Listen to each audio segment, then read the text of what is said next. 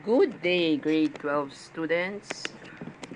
Welcome back to my subject. I am Ma'am Pagirigan, the teacher in your 21st century literature from the Philippines and the world subject. Our lesson for today is entitled Historical Overview of Philippine Literature, particularly the pre-colonial period. We are in quarter 1, week 2, and module 2. In this slide, you can see the most essential learning competency and the objectives of this module.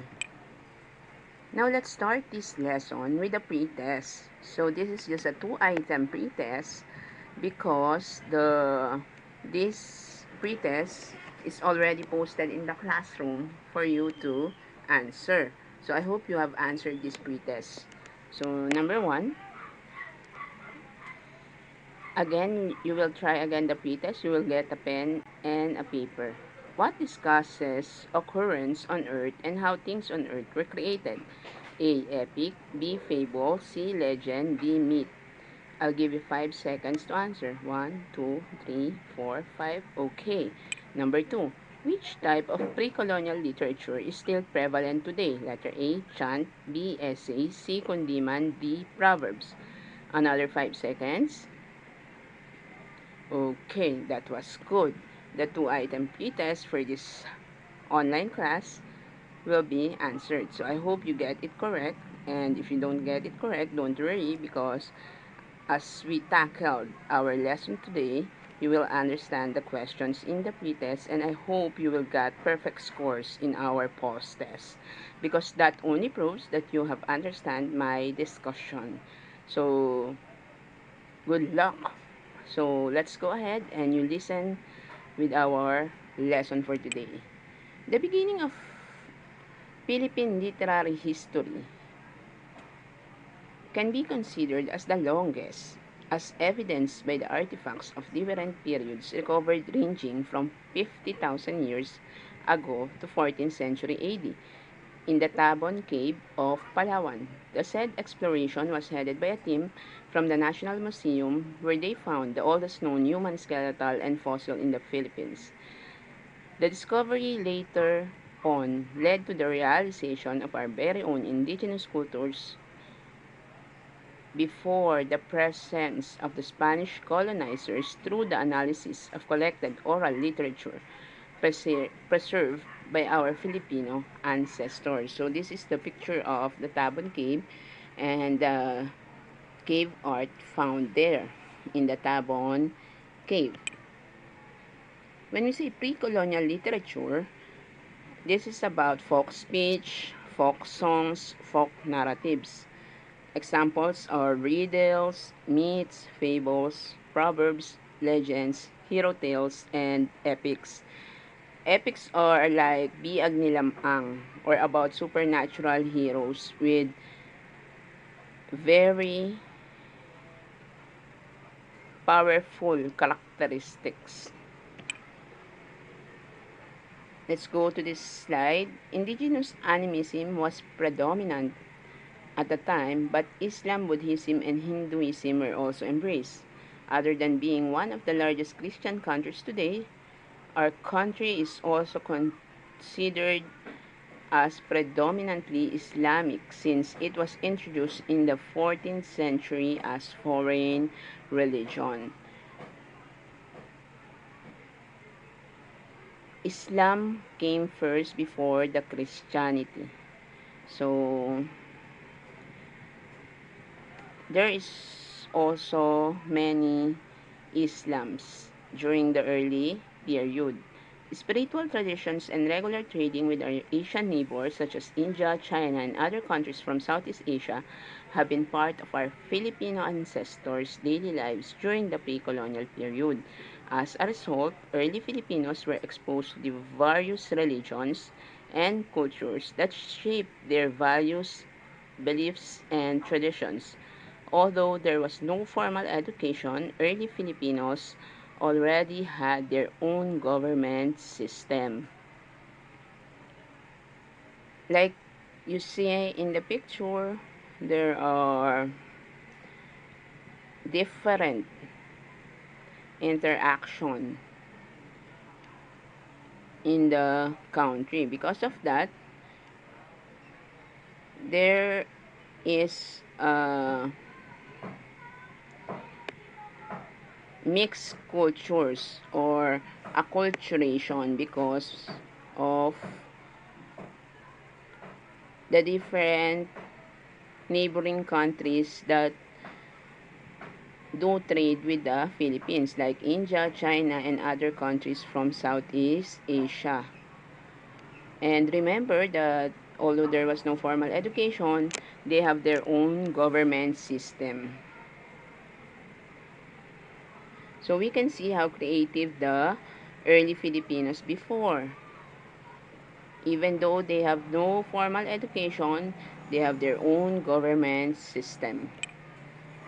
Daily experiences and religious rites and ceremonies mostly reflect the type of literature produced at that time. Experts state that possibility of having our ancestors' own system of writing during the pre-colonial period, but unfortunately, only few survive in terms of written form, leading to the prevalence of oral literature. This explains why no notable authors were recorded. So as I said, oral literature is predominant in the pre-colonial literature. All the experience were transferred through mouth or verbally because there were no evidence that they know how to write. So this is more on oral literature. And this also explains why no notable authors were recorded during the pre-colonial period. Now, for the activity in this 21st century era where gadgets and internet have invaded the people's daily lives, it is quite unimaginable to stay at home, especially during this pandemic, to keep oneself entertained without the use of mobile phones or other gadgets and internet. Think of life during the pre-colonial period and complete this diagram to show the list of activities you imagine doing at home from 6 a.m. to 9 p.m. without technology. Again, in this data retrieval chart, imagine that you are living during the pre-colonial period. What will you do from 6 a.m. to 9 p.m.? Write the activity title and brief description. Remember, there is no technology during this time. Okay, for now, I will give you 5 minutes to answer the table and later you will share with me your answers. Okay, start. Okay, that was good. So now, let us, I will call somebody to share his or her answer. So let's start. Okay, very good. That was good. So now you know what is the feeling to be in the pre-colonial period when there is no gadget like today. Congratulations. Let's continue with our discussion. When we say pre-colonial period, it is before the arrival of the Spaniards. During this time, there is a barangay captain, like as seen in the picture. The barangay captain is in the stage. The people also believe in spirits, and there is a social ranking which is the Lakan or Raha, Maharlika, Alipin, which is the noble class, the middle class, and the lower class. What are the dimensions of pre-colonial literature? Philippine literature during the pre-colonial era is mostly based on oral traditions passed down from generation to generation. So, from the word of mouth, the literature is transferred from their family members and their constituents. The language used pertains to daily life. So their topic is about their experiences in their daily living. Next, common forms of oral literature are riddles, proverbs, and songs to express a thought or emotions. So, when they stay in a certain place, they do or express their thoughts through riddles, proverbs, and songs. Epic was considered as the most exciting poetic and narrative form of literature in which the ASEAN-sponsored study of Filipino asserted that there are more than 100 epics discovered, where majority came from Palawan, as cited by Quindosa, Santiago, and D. Epic, which is about the heroic deeds, is the most popular topic during this time. Majority of proverbs, epigrams, and proverbs collected by researchers come from Tagalog, Cebuano, and Ilocano dialects. The ancient pre-Spanish form of writing called baybayin, which was often cited in the work of Pedro Chirino during the 1500s, was later on approved as the national writing system of the Philippines through the House Bill number 1022. So baybayin is the Spanish form of writing. The experiences of people during pre-colonial periods such as food hunting, work at home, caring for the children, and creatures or objects of nature serve as the common subject in oral literature. Anyone who knew the language and the convention and forms could be a poet, a singer, or storyteller. So everybody can be a poet, a singer, or storyteller if at least you know how to do that.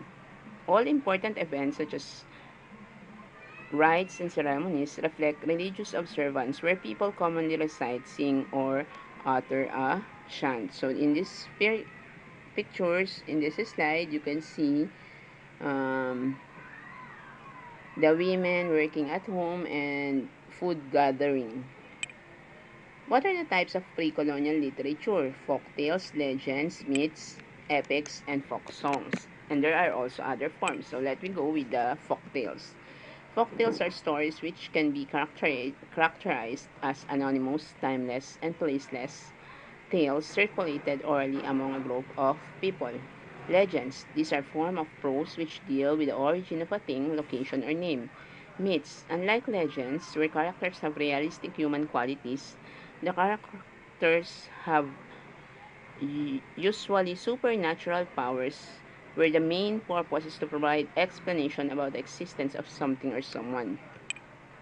Next, epics. These pertain to a type of a long narrative poem, mainly focusing on the heroic achievements and deeds of the main character. Folk songs. This can be considered as the oldest forms of Philippine literature that mirror the culture which expresses hopes, aspirations, lifestyles, and emotions of early Filipinos. Some examples are kundiman, kumintang, oyai, or hele, and some drinking songs. Other forms. Some examples are proverbs, riddles, chant, maxims or those with rhyming couplets, 5, 6, 8 syllables, saying, kasabihan, idiom, sawikain, tanaga is another favorite poem consisting of 4 rhyming lines of 7 syllables each. Now, after we have discussed our lesson, I want you to determine whether the statement is true or false. Number 1. The Spaniards were the first to introduce proverbs among early Filipinos. True or false? Number 2. Proverbs serves as a guide for righteous living. Number 3. Proverbs are culturally specific but their meaning is universal in nature. Number 4. Proverbs are numerous that it is impossible to classify them. And number 5. There are proverbs for almost any situation. So I hope you get all the correct answers. Good job! As we continue with our lesson, I want you to share this. I just want to share this picture. This picture was during the celebration of the World Teachers Month or Teachers Month.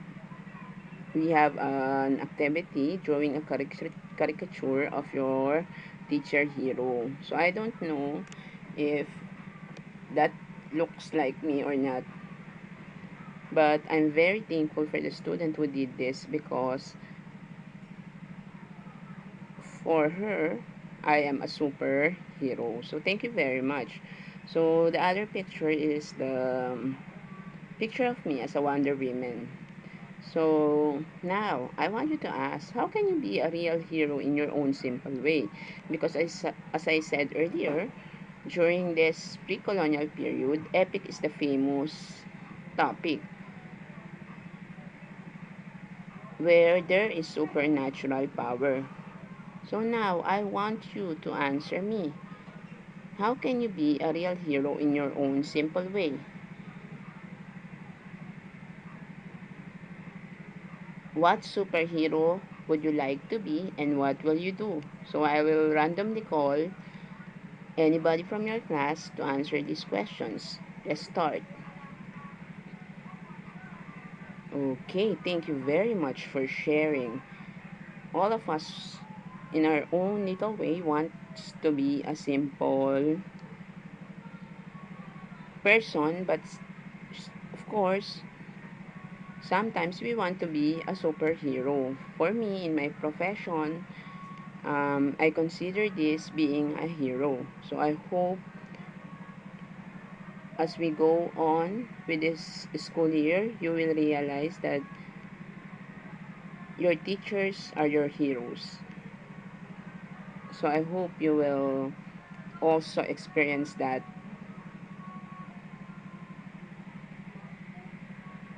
thing. So thank you very much. We have finished our lesson for today. Now I want you to answer the KWL chart. Again, what I know, what I want to know, and what I learned. So answer that, and you will send the answer or turn in the Google Classroom. So so later I will be opening the quizzes. I will give you the code and I will send it into our group chat. Again, you will screenshot your scores and turn it in the Google Classroom.